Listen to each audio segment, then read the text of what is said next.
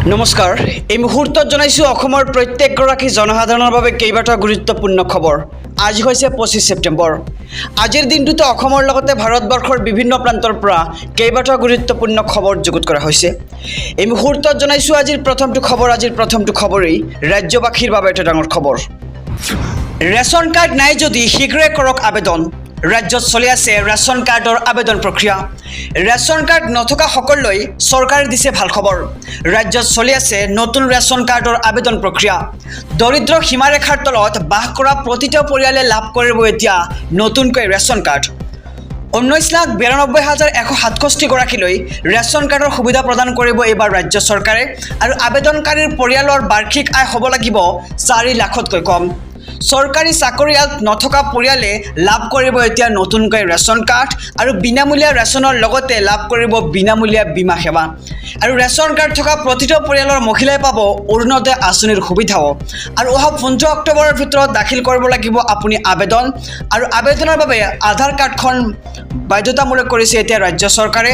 আৰু ৰেচন কাৰ্ডৰ আবেদনৰ বাবে প্ৰয়োজন হ'ব কি নথিপত্ৰ আমি সবিশেষ জনাই যাম SB অসম মিডিয়াৰ সমূহ দৰ্শকক। আধাৰ কাৰ্ড, ভোটাৰ কাৰ্ড, বেংক একাউণ্টৰ সবিশেষ আপোনাৰ প্ৰয়োজন হ'ব। লগতে পৰিয়ালৰ সকলো সদস্যৰ ফটো, ঠিকনাৰ প্ৰমাণপত্ৰ আৰু ক'ৰ পৰা সংগ্ৰহ কৰিব আপুনি আবেদন পত্ৰ জনাইছোঁ যে pds.assam.gov.in পৰ্টেলত উপলব্ধ হ'ব আবেদন পত্ৰ। আপুনি তাৰে পৰা আবেদন পত্ৰ সংগ্ৰহ কৰিব লাগিব।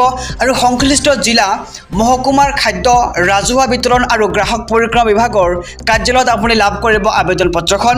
আৰু আপুনি সবিশেষ জানিবলৈ যোগাযোগ কৰক। এটা ফোন নম্বৰ মুকলি কৰা হৈছে 1800-345-3611 নম্বৰত আপুনি সবিশেষ জানিব পাৰে। উৎকট গৰমৰ মাজতে ৰাজ্যবাসীৰ বাবে আহি পৰিছে ভাল খবৰ। অহা 25 ছেপ্টেম্বৰ পৰ্যন্ত ৰাজ্যত হ'ব ধাৰাসাৰ বৰষুণ।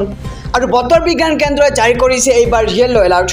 উৎকট গৰমৰ মাজতে বতৰ বিজ্ঞান কেন্দ্ৰই দিছে এই ভাল খবৰটো যে কোন জিলাত হ'ব এইবাৰ ধাৰাসাৰ বৰষুণ। আহক সবিশেষ জানিলোঁ। কোকৰাঝাৰ, চিৰাং, বঙাইগাঁও, বৰপেটা, বাক্সা, কামৰূপ গ্ৰাম্য, নলবাৰী, কামৰূপ মহানগৰৰ লগতে দৰং, ওদালগুৰি, মৰিগাঁও, শোণিতপুৰ জিলাত হ'ব এইবাৰ ধাৰাসাৰ বৰষুণ। লগতে বিশ্বনাথ, পশ্চিম কাৰ্বি আংলং, ডিমা হাছাও, গোলাঘাটতো হ'ব এই মুছলধাৰ বৰষুণ।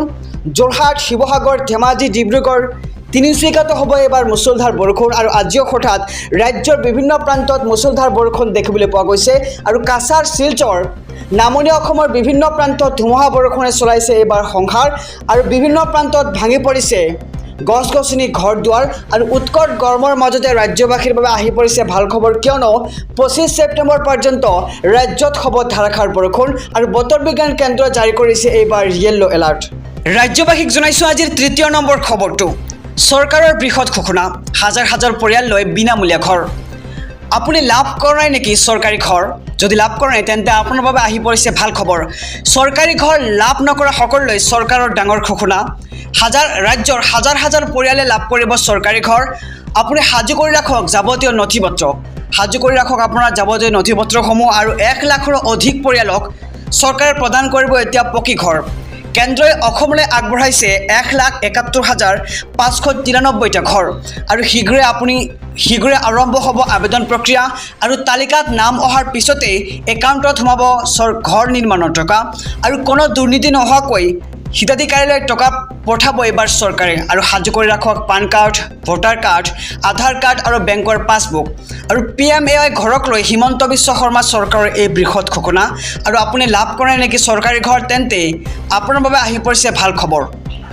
এই মুহূৰ্তত জনাইছোঁ আজিৰ 4 নম্বৰ খবৰটো। ভাল খবৰৰ মাজতে ৰাজ্যবাসীৰ বাবে ওলাই আহিছে এটা বেয়া খবৰ। মাধমাৰ 3 দিনত 30 টকা পৰ্যন্ত বাঢ়িল মিঠাতেলৰ দাম। জনতাৰ মূৰত পুনৰ মাধমাৰ এইবাৰ কেন্দ্ৰৰ ব্যাপক হাৰত বৃদ্ধি।